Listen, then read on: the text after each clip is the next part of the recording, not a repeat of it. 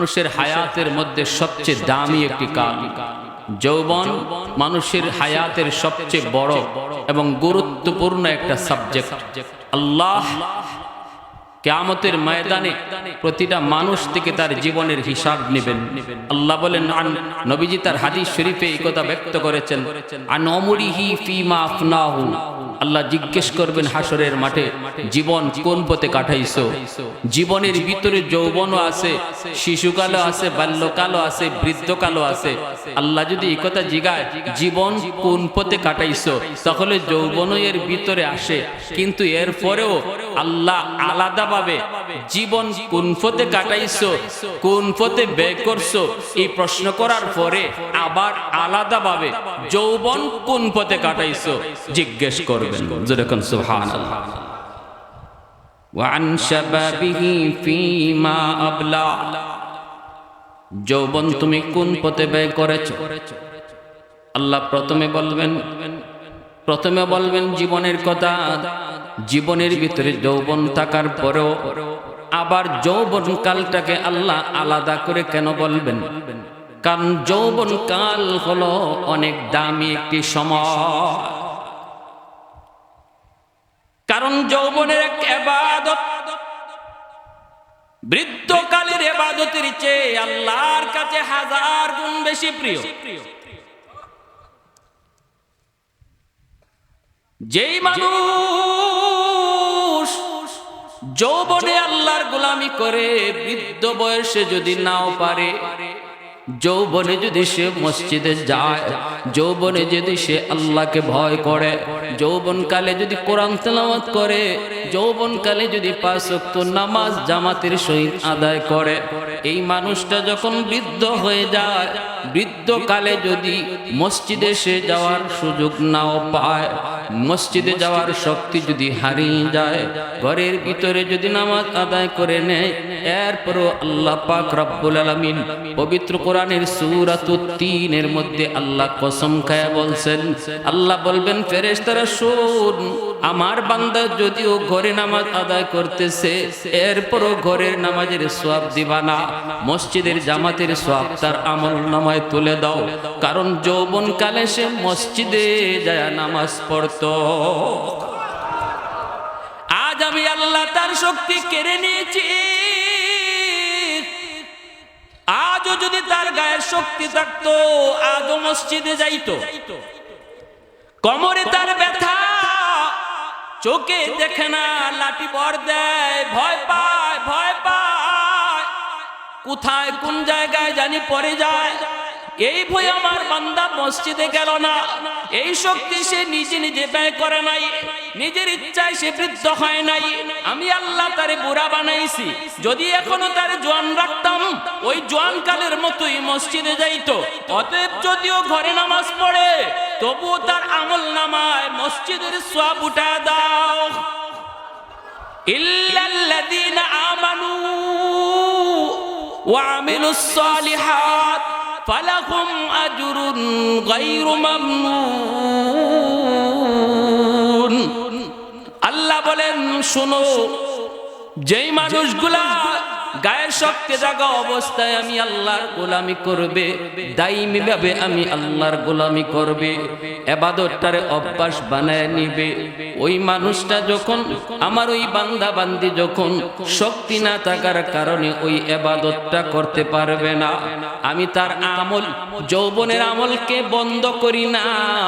আমি আল্লাহ তার যৌবনের সেই সর্বদা দাইমি আমলটাকে জারি রেখে দিই। একটু জোরে আওয়াজ দিয়া সুবহানাল্লাহ। প্রশংসা করব কার? আওয়াজ আসতে কেন জোরে বলেন কার? ঘরে পড়লাম সওয়াব দেয় কে? মসজিদের। একটু জোরে বলেন, ঘরে নামাজ পড়লাম মসজিদের সওয়াব দেয় কে? তাহলে প্রশংসা হবে কার? আলহামদুলিমান কাদ্দারা খাইরান ওয়া খাবালা, আলহামদুলিমান কাদ্দারা খাইরান ওয়া খাবালা, ওয়া শুকরু লিমান সাওয়ারা হুসনান ওয়া জামালা, ফরদুন সামাদুন আন সিফাতিন খালকি বারিউন রব্বুন আযালিয়্যুন খালাকাল খালকা কামালা লা জিদ্দা ওয়ালা নিদ্দা ওয়ালা হাদ্দা লিমাওলা লা জিদ্দা ওয়ালা নিদ্দা ওয়ালা হাদ্দা লিমাওলা আল আনা কামা কানা ওয়ালাম ইয়ালকা যাওয়ালা আল আনা কামা কানা ওয়ালাম ইয়ালকা যাওয়ালা। আল্লাহ পাক বলে শোনো, শুধু তাই নয়, চোখে পাওয়ার ছিল, তুমি প্রতিদিন মাগরিবের পর ফজরের পর কোরআন তেলাওয়াত করতা। আজ আমি আল্লাহ তোমার চোখের পাওয়ার কেড়ে নিয়েছি, তিলাওয়াত করতে পারো না, কোরআনের হরফ তুমি দেখো না। আল্লাহ বলে ফেরেশতারা শুন, এই যে দেখো আমার বান্দা চোখে পাওয়ার না থাকার কারণে কোরআন হাতে নিয়ে চোখের পানি জড়ায় জড়ায় কাঁদতেছে আর বলতেছে, মালিক আমার তো কালাম তেলাওয়াত করতে মন চায়, কিন্তু মালিক চোখে তো আমি দেখি না, কোরআনের হরফগুলি তো দৌড়ে, প্রতিদিন তো ফজরের পরে কোরআন তেলাওয়াত করতাম, তুমি মালিকের কালাম তেলাওয়াত করতাম, আজ আমি চোখে পাওয়ার না থাকার কারণে কোরআন তেলাওয়াত করতে পারি না। আল্লাহ বলে ফেরেশতারা শোনো, ওই প্রতিদিন কোরআন তেলাওয়াতের সওয়াব যদিও আজকে আমার বান্দা তেলাওয়াত করতে পারে না, তবু আমল নামায় উঠায় দাও। মুহাব্বতের সাথে সুবহানাল্লাহ। আল্লাহ পাক বলে জারি রেখে দাও, জারি রেখে দাও, জারি রেখে দাও। তাহাজ্জুদের নামাজ পড়তো, এখন গায়ে শক্তি না থাকার কারণে তাহাজ্জুদ পড়তে পারে না, ঘুমায় রইছে, ঘুমায় ঘুমায় আল্লাহর কাছে কান্দে, ও মালিক প্রতিদিন তাহাজ্জুদ পড়তাম, এখন তুমি আমাকে দুর্বল বানায় দিছো, কোমরে ব্যথা পাই, গায়ে শক্তি নাই, উঠতে গেলে ভয় হয়, উঠতে গেলে ভয় হয়, ওযু করতে গেলে ভয় পাই, কখন জানি পড়ে যায়, শক্তি তুমি কেড়ে নিয়েছো। আল্লাহ আমি তো আর তাহাজ্জুদ পড়তে পারি না। আল্লাহ পাক বলে ইল্লাল্লাযীনা আমানু, ইল্লাল্লাযীনা আমানু ওয়া আমিলুস সালিহাত ফালাহুম আজরুন গায়রু মামনুন।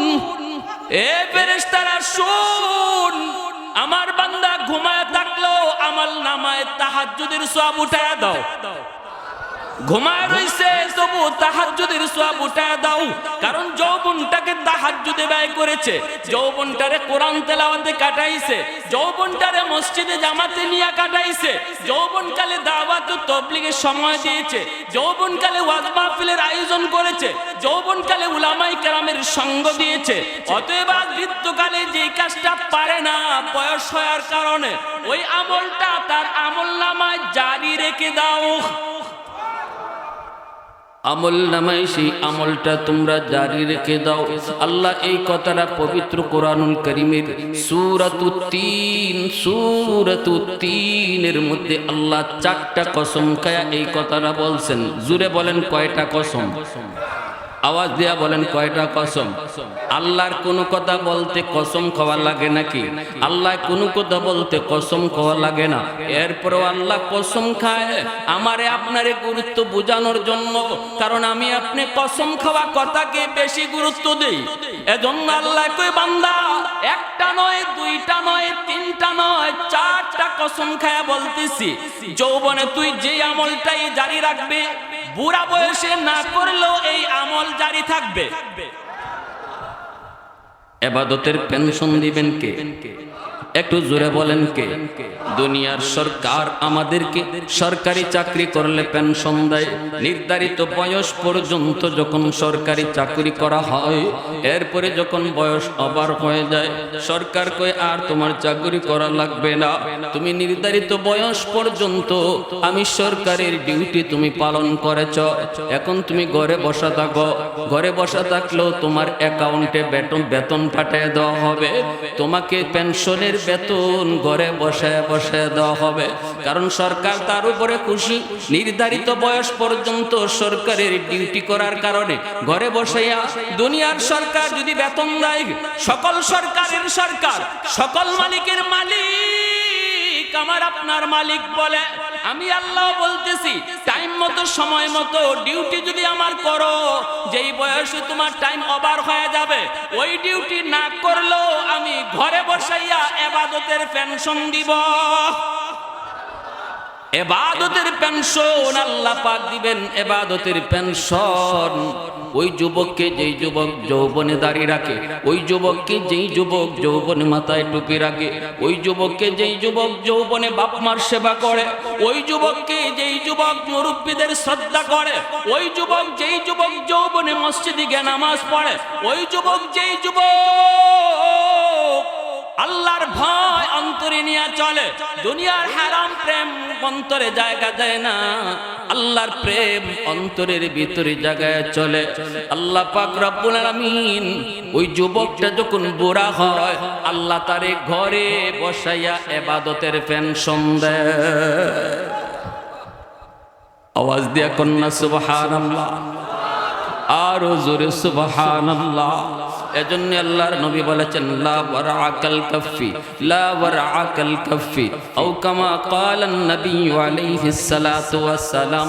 আল্লাহর নবী বলেন, জাননি জাননি যেই মানুষটার ক্ষমতা ছিল গুনাহ করার, সুযোগ ছিল গুনাহ করার, এরপরেও যদি গুনাহ না করে, ক্ষমতা ছিল তার গুনাহ করার, গায়ে শক্তিও ছিল তার গুনাহ করার, সুযোগও ছিল তার গুনাহ করার, এরপরেও সে গুনাহ না করে শুধুমাত্র আমি আল্লাহর ভয়ে, গুনাহ করলে কেউ দেখতো না, গুনাহ করলে তারে কেউ বলতো না, গুনাহ করলে কেউ তারে মারতো না, এমন একটা পরিবেশের মধ্যে সে গুনাহ করার সুযোগ পেয়েছে, এরপরেও যেই যুবক আল্লাহর ভয়ে গুনাহ করে না, নবীজি বলেন সে যৌবনেই আল্লাহর ওলি হয়ে যায়, যৌবনে সে আল্লাহর ওলি হয়ে যায়। বুড়া মানুষ চাইলেও সে গুনাহ করতে পারবে না, কারণ তার শক্তিতে দেয় না। বুড়া মানুষ চাইলেও সে গুনাহ করতে পারবে না, কারণ তার বয়সে দেয় না। এজন্য একজন বুড়া মানুষ গুনাহ না করা আর একজন যুবক আল্লাহর ভয়ে গুনাহ ছেড়ে দেওয়া, দুইটা সমান নয়, সমান নয়, সমান নয়। নবী বলেন যে যুবক সুযোগ ছিল গুনাহ করার, গায়ে শক্তিও ছিল, কিন্তু এরপরও করে না, আমি নবী বললাম ওই যুবক যৌবনী ওলির খাতায় নাম লেখা। ভাইরা বন্ধুরা, সুযোগ ছিল গুনাহ করার, এরপরও গুনাহ না করা, এটা উলায়াতের লক্ষণ, এটা আল্লাহর ওলি হওয়ার আলামত। মেম্বারের সুযোগ ছিল গম চুরি করা, এরপরও মেম্বার গম চুরি করে না। চেয়ারম্যানের সুযোগ ছিল টিন চুরি করার, এরপরও টিন চুরি করে না। এমপির সুযোগ ছিল রাস্তার টাকা মাইরা খাওয়ার, এরপরে এমপি মারে না। কার ভয়ে? কয় আল্লাহর ভয়ে। কার ভয়ে? কয় আল্লাহর ভয়ে। নবী কয় সুযোগ থাকার পরেও যে করে না আল্লাহর ভয়ে, সে ওই দায়িত্ব পালন কইরা খুব দ্রুত আল্লাহর ওলি হয়ে যায়। এজন্য মেম্বারের জন্য ওলি হওয়া সহজ, চেয়ারম্যানের জন্য আল্লাহর ওলি হওয়া সহজ, এমপির জন্য আল্লাহর ওলি হওয়া সহজ, কারণ তারা খেদমতে খালকে নিয়োজিত, মানুষের সেবায় তারা নিয়োজিত। আল্লাহকে খুশি করার সবচেয়ে বড় হাতিয়ার হলো মানুষের সেবা করা। মানুষের সেবা করার দ্বারা আল্লাহ তাড়াতাড়ি খুশি হয়, ঠিক না? কিন্তু আমরা দেখা যায় নামাজ পড়ি ঠিক, কিন্তু মানুষের ক্ষতি করার তালে থাকি। নামাজ পড়ি ঠিক, কিন্তু আরেকজনের সাথে একজনের মার লাগানোর তালে থাকি। কিন্তু নবী কয় জাননি জাননি মসজিদে বইসে যেই মানুষটা তসবিহ জইপা যতদিনে আল্লাহর ওলি হবে, একজন সমাজের মেম্বার, সমাজের একজন মুরব্বী, সমাজের একজন দায়িত্বশীল, সমাজের একজন লিডার যদি মসজিদে নামাজটা পড়া মসজিদ থেকে বের হইয়া জনগণের হালত দেখতে যায়, রাস্তাঘাট পরিদর্শন করতে যায়, কার কোন সমস্যা সেটা বুঝতে যায়, এই মানুষটার প্রতিটা কদম তসবির চেয়েও আল্লাহর কাছে বেশি প্রিয়। কি ভাই কি বুঝলেন? এজন্য আল্লাহকে খুশি করার মাধ্যম শুধু মসজিদেই নাকি সমাজেও আছে? মসজিদে যেমন আল্লাহকে খুশি করা যায়, সমাজে মানুষের খেদমত কইরাও খুশি করা যায় কি যায় না? দুইজনের ভিতরে দ্বন্দ্ব, দুইজনের ভিতরে ঝগড়া, দুই গোষ্ঠীর মধ্যে ঝগড়া, মাঝখানে যদি আপনি লাগেন, এই দুই গোষ্ঠীর ঝগড়া মীমাংসা কেমনে করা যায়, কেমনে তাদের বিরুদ্ধে দূরত্ব দূর করা যায়, কেমন করে মিলায় দেওয়া যায়, কেমন করে মিলায় দেওয়া যায়, এই ফিকির নিয়ে আপনি যতক্ষণ সময় দিবেন, খোদার কসম 3 বার তসবিহ জইবা যতক্ষণে আল্লাহর খুশি করবে, আপনার প্রতিটা কদমে কদমে আল্লাহ এর চেয়ে বেশি খুশি হবে। কারণ আপনি দুই মুসলমান ভাইয়ের ঝগড়া মীমাংসা করার জন্য হাঁটতেছেন, দুই মুসলমান গোষ্ঠীর ভিতরে মায়ের ভাঙানোর জন্য চেষ্টা করতেছেন। এজন্য আল্লাহর কাছে এই আমলটা এত প্রিয়, এত প্রিয়। মানুষের সেবা করা নফল বন্দেগীর ভিতরে সবচেয়ে বড় বন্দেগী, সবচেয়ে বড় বন্দেগী। এজন্য বলা হয় তিন জায়গায় মিথ্যা কথা বলাও যায়, তিন জায়গায় মিথ্যা কথা বলাও যায়। যেখানে মিথ্যা কথা সর্ব অবস্থায় হারাম, যেখানে মিথ্যা বলা শুধু হারাম নয়, মিথ্যাকে সমস্ত গুনার মা বলা হয়েছে, মা বলা হয়েছে। যেই মানুষটা অকপটে মিথ্যা বলতে পারে, যখন তখন মিথ্যা কইতে পারে, আল্লাহর নবী কয় এর দ্বারা কোনো গুনাহ করা অসম্ভব থাকে না। মিথ্যা কথা কওয়া যে মানুষটার আদত হয়ে যায়, এ যে কোনো গুনাহ করতে পারবে, এটা আল্লাহর নবী কইছেন। তাহলে মিথ্যা কথা এটা সব গুনার মা। সেই জায়গা তিন জায়গায় কোন যায় শরীয়তে জায়েজ করে দিলাইছে, তিন জায়গায় মিথ্যা কথা কইতে পারবা। এর মধ্যে একটা হইলো দুই দলের ঝগড়া, দুই মুসলমান গোষ্ঠীর মধ্যে ঝগড়া, দুই মুসলমান ভাইয়ের মাঝে ঝগড়া। এই দুইজনের ঝগড়া মীমাংসা করার লাগি যদি আপনি একটু মিছা কথা কইন, এর কাছে গিয়া কইবা মিয়া তুমি এরে খারাপ জানো, কে কইছে? আমি দিয়ে এর সাথে কথা কইয়া দেখলাম, এ দি তোমারে বালা কয়, বলো তো আপনি এর দ্বারা গেছুনি না। এ কইব কি দেখো এ আমার বালা কয়, বলো এ তো তোমার সম্পর্কে খারাপ কিছু কইলো না, যতক্ষণ কথা কইলাম অদ্ভুত তো তোমার ভালোই কইলো। কইতে আমার অমুকে ইতা কইছে, অমুকে ইতা কইছে, এ বলে আমার গাইল্লায়, এ বলে আমার বাপ তুললে কথা কয়। দূর মেয়ে হামিসা কথা, আমি এর সাথে কথা কইছি, এ যতক্ষণ কথা কইছে তোমার একটা দোষ দিছে না, এর এখানে মিশা কথা কইয়া এর মনটা হালকা করছে। আবার হের কাছে গেছে গিয়া কয় ভাই তুমি এর খারাপ জানো, কেডা কইছে তোমারে? এ তোমারে খারাপ জানে, এ তোমারে গালাগালি করে, এ তোমার বদনাম করে, কইছে কেডা? আমি যে এর সাথে কথা কইয়া আইলাম, এদি তোমারে বালা কইছে, এদি তোমার কোনো বদনামই করছে না। দুইজনের মনটারে হালকা কইরা মাঝখানে একটু মিশা কথা যে কইলো, শরীয়তে এখানেও মিশা কথা কোয়া জায়েজ কইয়া লাইছে। কথাটা বুঝে আসছে? তাহলে মুসলমান ভাইদের ভিতরে ঝগড়া মীমাংসা করা আল্লাহ কতটা গুরুত্ব দিছে, যে না নিজেদের ভিতরে ঝগড়া জাটি না, মারামারি না, সামান্য কিছু দ্বন্দ্বের জন্য, সামান্য কিছু দুনিয়ার স্বার্থের জন্য মুসলমান কোনোদিন মারামারি ঝগড়া করতে পারে না। মুসলমানের ভিতরে সম্পর্ক হবে রুহামা ও বাইনাহুম, মুসলমান পরস্পরে ভাই ভাই হয়ে থাকবে। একজন একটা দোষ করে লইছে, এটারে অজম করে লইতায়। আল্লাহর পাক রব্বুল আলামিন কয় জানোনি জান্নাতি মানুষ কারা? জান্নাতি মানুষ হলো আল্লাযীনা ইউনফিকুনা ফিস সাররা ওয়াদ দাররা ওয়াল কাযিমিনাল গায়জ ওয়াল আফিনা আনিন নাস।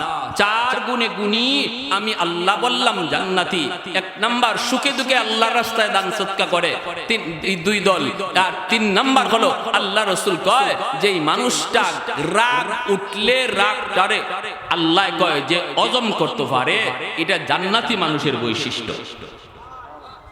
আর যে মানুষে মাফ করে দেয়, ক্ষমতা ছিল তার বদলা নেওয়ার, এর পরও কয় যা নিলাম না, যা যা তুই যা কইসলে এর থেকে আমার বেশি করার ক্ষমতা আছিল, তুই যে মাইটটা আমার মারছ এর থেকে বেশি মারার ক্ষমতা আমার আছিল, যা আমি আল্লাহর ফায়সায় মাফ করে দিলাম। আল্লাহ বলে আমি আল্লাহ বলতেছি, এটা জান্নাতি মানুষের বৈশিষ্ট্য। আল্লাহ রাজি না, আমরা এক বিন্দু ছাড়তে রাজি না।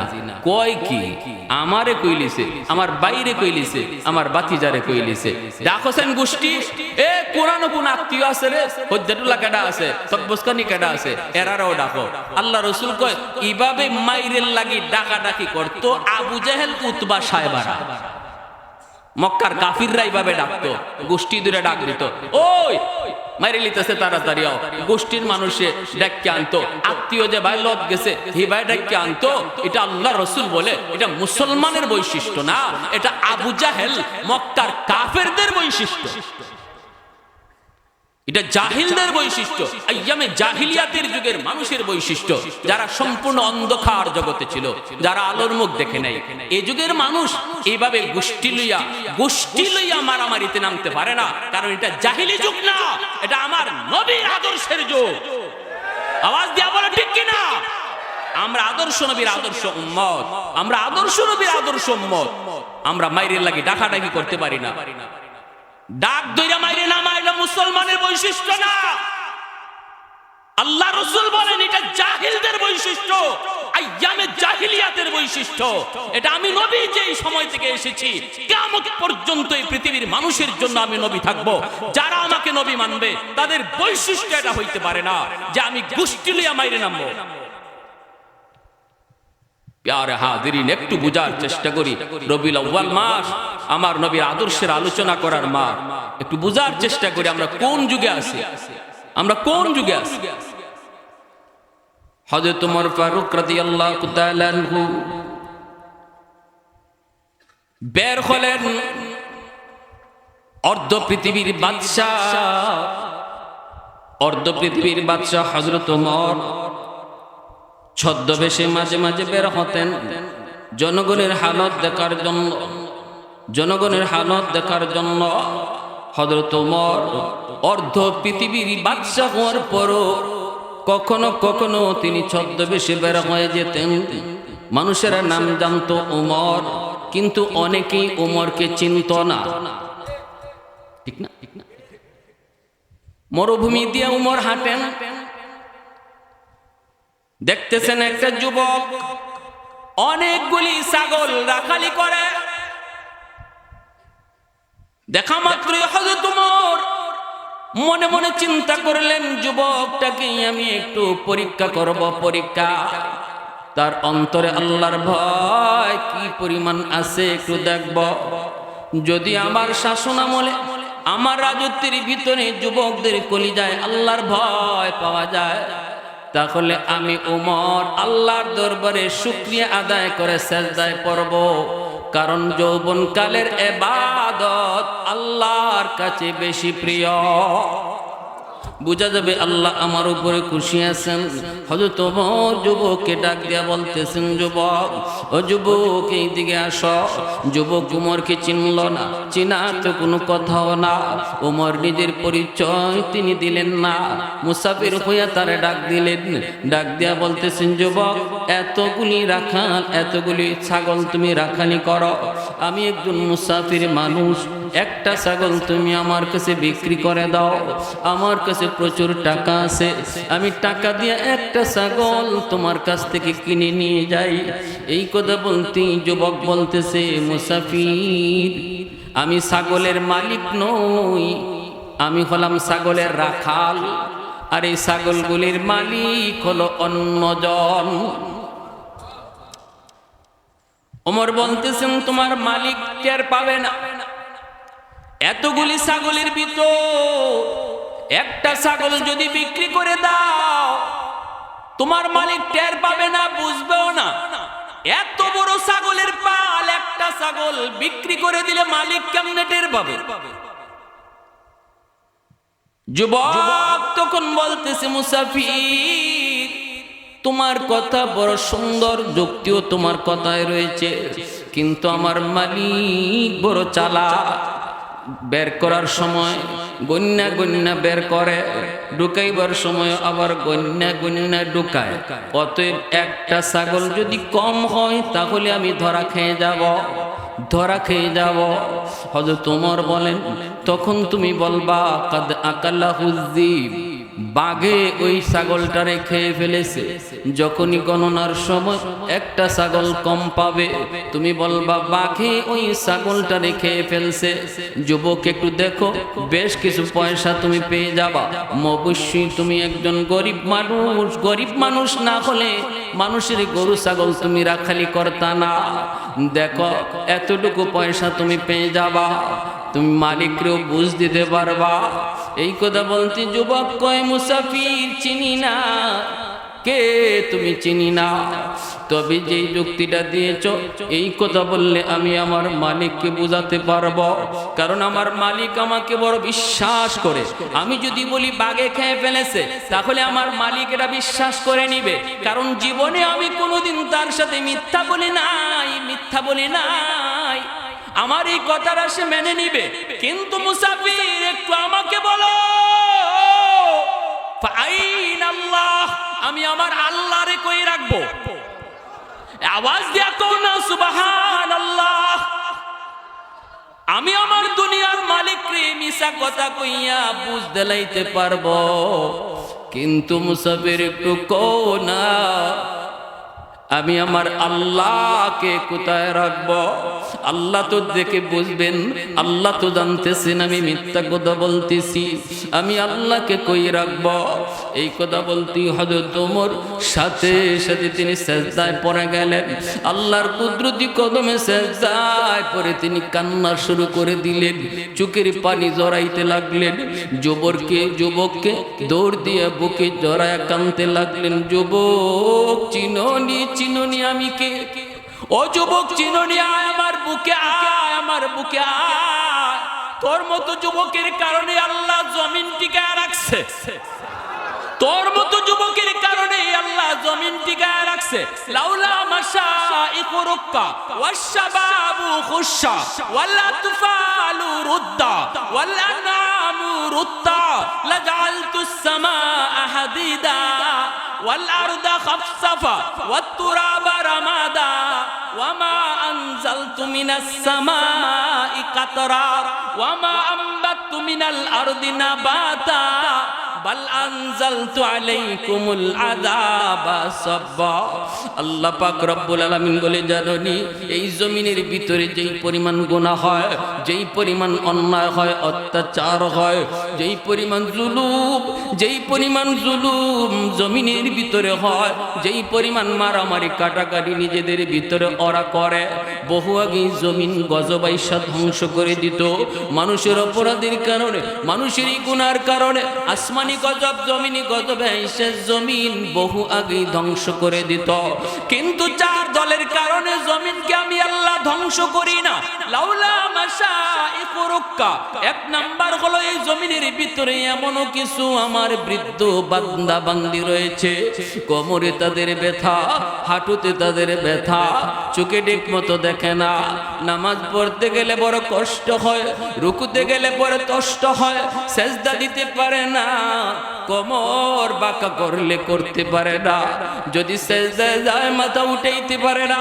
আল্লাহ বলে, আমি দেখি রুকু করতে তার কেমন কষ্ট হইতেছে, আমি আল্লাহ দেখতেছি।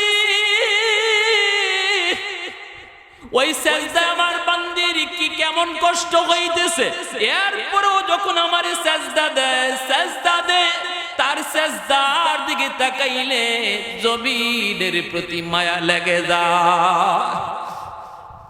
দ্বিতীয় দল আল্লাহ বলেন ওয়াশশাবাবু খুশা, এই জমিনের ভিতরে এমন কিছু যুবক রয়েছে যেই যুবক যৌবনের পাগলামি করে না, যেই যুবক যৌবনে পাগলামি করে না, তার পাগলা গুড়াও তার গুনার দিকে দৌড়াইতে চায় কিন্তু সে দৌড় দেয় না।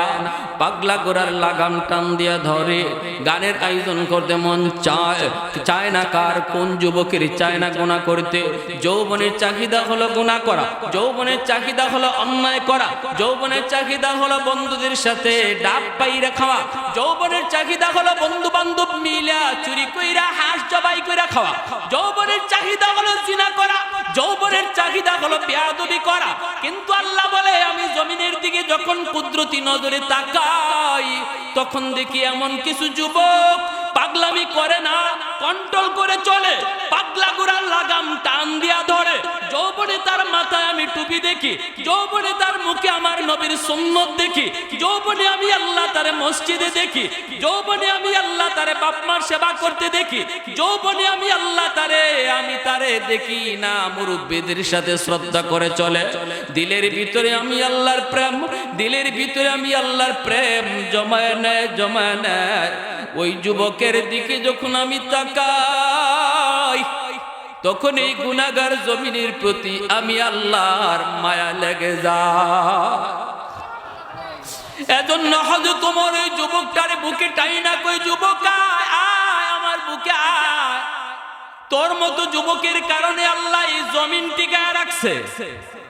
এ নোয়াপুরের আমার ভাইরা, এ নোয়াপাড়ার যুবক, এ নোয়াপাড়ার যুবক, তুমি যুবক যদি যৌবনে আল্লাহকে ভয় করে চলো, যদি তুমি যৌবনে আল্লাহর ডরাও, তোমার মতো যুবকের উসিলায় আল্লাহ এই জমিনে সুদকুরে খাওয়াইতেছে, তোমার মতো যুবকের উসিলায় আল্লাহ এই সমাজে বেনামাজিরে খাওয়াইতেছে, তোমার মতো এই যুবকের উসিলায় আল্লাহ পাক জিনা করে বাঁচায় রাখছে, তোমার মতো যুবকের উসিলায় আল্লাহ হারাম করেও বাঁচায় রাখছে।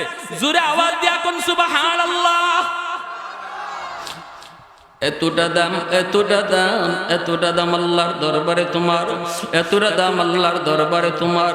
বাইরে হাদিস শরীফে পাওয়া যায় হযরত ওমর ফারুক রাদিয়াল্লাহু তাআলা আনহু ওই দিনের পর থেকে ওই যুবকের কথা জীবনে কোনোদিন তিনি বলেন না। যে কোনো জায়গায় তিনি জমা হইতেন, যুবকের প্রসঙ্গ টানতেন। ওমর যখন একা একা হইতেন আল্লাহর জিকির করতেন, আল্লাহ আল্লাহ আল্লাহ আল্লাহ আল্লাহ আল্লাহ। কিন্তু ওই যুবক যে বলেছিল ফাআইনাল্লাহ ফাআইনাল্লাহ, আমার আল্লাহরে কই রাখবো। হযরত ওমর যখনই নিরিবিলি আল্লাহর জিকির করতেন, আল্লাহ আল্লাহর সাথে ফাআইনাল্লাহ জিকির করতে। ওই যুবকের কথাটাও তিনি আল্লাহ আল্লাহর সাথে জিকিরে নিয়ে আসছিলেন। একটু আওয়াজ দেয়া কোন না সুবহানাল্লাহ। জুন্নুন মিসরি মাছ শিকার করার জন্য নদীর পাড়ে দাঁড়ানো, হঠাৎ করে দেখেন একটা বিচ্ছু নদীর পাড়ে দাঁড়ায় রয়েছে। আল্লাহর বহুত বড় ওলি জুন্নুন মিসরি, এইবার তিনি চিন্তায় পড়ে গেলেন এই বিচ্ছুটা নদীর পাড়ে দাঁড়ায় আছে কেন। দেখতে দেখতে দেখেন পানির নিচ থেকে একটা কচ্ছপ পানির উপরে আস্তে করে ভাসলো। কচ্ছপটা ভেসে ভেসে পাড়ের কিনারায় চলে আসলো। বিচ্ছুটা লাফ দিয়া কচ্ছপের পিঠে বসে গেল, আর কচ্ছপটা খেয়া হইয়া বিচ্ছুটাকে নদীর ওই পারে পৌঁছায় দিল। আল্লাহ পাকের কুদরত, আল্লাহ চাইলে পারেনি না পারে না। জুন্নুন মিসরি আল্লাহ বিচ্ছুকে তুমি নদী পার করাই দিছো, কচ্ছপকে তুমি খেয়া বানাইয়া, কিন্তু আমার অত মন চায় আমিও তো নদী পার হব, কিন্তু কেমন করে পার হই? নদীতে তো কোনো নৌকা নাই, কোনো খেয়া নাই। আল্লাহ আমিও তো নদীটা পার হতে চাই। আল্লাহ পাককে ডাক দিয়া কয় মালিক আমাকে পার করবানি। আল্লাহ পাক অন্তরের ভিতরে ইলহাম ঢেলে দেয়, ও জুন্নুন তুমি তো আমার ওয়ালি, তুমি তো আমার প্রিয়, তুমি তো আমার বন্ধু, তুমি তো আমার মকবুল বান্দা। বিচ্ছুরে যদি আমি আমার কুদরতে পার করতে পারলাম, তোমাকে কেন পারবো না? হাতের যায় নামাজ পানিতে বিছায়া দাও, আর যায় নামাজে বসে যাও। আমি আল্লাহ তোমাকে যায় নামাজে বসাইয়া নদী পার করায় দেব। ক্ষমতা আল্লাহর আসেনি না নাই? वहदत की हिफाजत नहीं बेकुवत बाजो, वहदत की हिफाजत नहीं बेकुवत बाजो, आती नहीं कुछ काम अक्ल खुदा दाद, आती नहीं कुछ काम अक्ल खुदा दाद। ऐ मर्द खुदा तुझको कुव्वत नहीं हासिल, जा बैठ किसी गार में अल्लाह को करियात, जा बैठ किसी गार में अल्लाह को करियात। ये सच है कि बातिल की तरफदार नहीं हम, ये सच है कि बातिल की तरफदार नहीं हम। गद्दार न समझो हमें गद्दार नहीं हम, गद्दार न समझो हमें गद्दार नहीं हम। फूलों की तरह नरम मिजाज अपना है नजर, हम तेरी नहीं नेज़ा व तलवार नहीं हम तेरी नहीं नेज़ा व तलवार नहीं हम। मोहब्बतेर आवाज़े बोलेन अल्लाहु আকবার। জুন্নুন মিসরি কামালি আমি তো কেন নদী পার হইছি জানোনি? আমি দেখতে চাই বিচ্ছুটা কোথায় যায়, কোন দিকে যায়। কেন তুমি বিচ্ছুটাকে নদীর এই পার থেকে ওই পারে আনছো? আমি একটু দেখতে মন চায়। আল্লাহ পাক কয় যায় নামাজে বসো, যায় নামাজে বসে গেলেন। আল্লাহ তার কুদরতে নদী আল্লাহ পার করায় দিলেন। বলুন তো শাহজালাল মুজরুদিয়া উনি সিলেটের জমিনে আসছেন, সুরমা নদী পার হইছেন নৌকায় বৈশা নাকি যায় নামাজে বৈশা? এ যুবক আওয়াজ দিয়া কও, নৌকায় না যায় নামাজে? আল্লাহ চাইলে পারে কি পারে না? যায় নামাজে বৈশা পার হয়েছেন। নদীর পানি কার কথা শুনে? নদীর পানি কার কথা শুনে? আল্লাহ যদি কয় ডুবাইবি না, ডুবায় না। আল্লাহ যদি কয় ধর, ধরে। ঠিক কি না? আল্লাহ কয় মুসা, মুসা পার হইতেছে, রে নীল ধরবি না, আমার মুসার জন্য রাস্তা পার, রাস্তা হয়ে যা। পানি রাস্তা হয়ে গেছে। ফেরাউন যখন গেছে আল্লাহ কয় ধর, সাথে সাথে পানি ঢেউ হইয়া ধরছে। ঠিক না? তাহলে কার কথা শুনে? আরো জোরে কার? আমরা চাওয়ার মতো চাইতে পারি না, এজন্য সময় মতো বৃষ্টি আয় না, অসময়ে বৃষ্টি আয়। কারণ আমরা আল্লাহর কাছে চাওয়ার মতো চাইতে পারি না। বৃষ্টি দেওয়ার মালিক কে? আওয়াজ দেয়া বলেন কে? আল্লাহ। নদী পার হয়ে গেলে সংক্ষেপে বলে ফিরে আর লম্বা করব না। তিনি বিচ্ছুটার পিছনে পিছনে দৌড়তেছেন, পিছনে পিছনে বিচ্ছুটা ভয়ঙ্কর ভাবে দৌড়তেছে, দ্রুত দ্রুত বিদ্যুতের গতিতে বিচ্ছুটা যাইতেছে। জুন্নুল মিসরি আল্লাহর ওলি, তিনিও পিছনে পিছনে যান, পিছনে পিছনে যান, যাইতেছেন যাইতেছেন।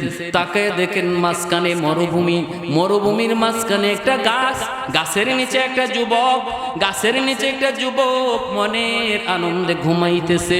ওই যুবকটার দিকে বিচ্ছুটা দ্রুত বেগে যাইতেছে, দ্রুত বেগে যাইতেছে। জুন্নুল মিসরি বিচ্ছুর পিছনে পিছনে যাইতেছেন। কাছাকাছি গিয়া দেখেন যুবক তো ঘুমায়, যুবক তো কিছু জানি না। কিন্তু যুবকের মাথার পাশে একটা বিষাক্ত আলত সাপ, আলত সাপ এইভাবে ফনা ধরে আছে, যে কোনো মুহূর্তে যুবকটারে সাপে কামড় দিবে। ওই অবস্থায় বিচ্ছুটা দ্রুত গেল, যাইয়াই বিচ্ছুটা লাফ দিয়া সাপের মাথায় বসলো, বৈশা সাপটারে কামড় দিল। সাপটা মুহূর্তের ভিতরে এখানে মারা গেল। যুবককে আল্লাহ তার কুদরতে বাঁচায় দিল। আরো জোরে সুবহানাল্লাহ। জুন্নুল মিসরি দৃশ্যটা দেখলেন, যুবককে ডাক দিয়া ঘুম থেকে তিনি তুললেন। আল্লাহর ওলি ডাক দিয়া কইরে, যুবক পরিচয় দাও, বাড়ি কোথায়? যুবক কই অমুক জায়গায়। এখানে কি করে? কই আমি মানুষের উট ছাগল রাখানি করি, তো এখানে ঘুমাইছো কেন? কয় হুজুর আমি বড় ক্লান্ত, আমি বড় ক্লান্ত, ঘুমায়া গেছি, ঘুমায়া গেছি। তিনি বলতেছে, বাবা যুবক মাথার দিকে তাকাও। মাথার দিকে তাকায় দেখে বিশাল বড় আলত সাপ মরে আছে। জুন্নুল মিসরি কই জানুনি এই ঘটনা কি? বলে কি ঘটনা? কই ঘটনা হলো সাপে ফনা ধরছে, তোমারে কামড় দিব, কিন্তু আল্লাহ পাক তোমাকে বাঁচানোর জন্য নদীর ওই পার থেকে একটা বিচ্ছুরে আল্লাহ পাঠাইছে, কচ্ছপকে খেয়া বানাইয়া, কচ্ছপের পিঠে বসাইয়া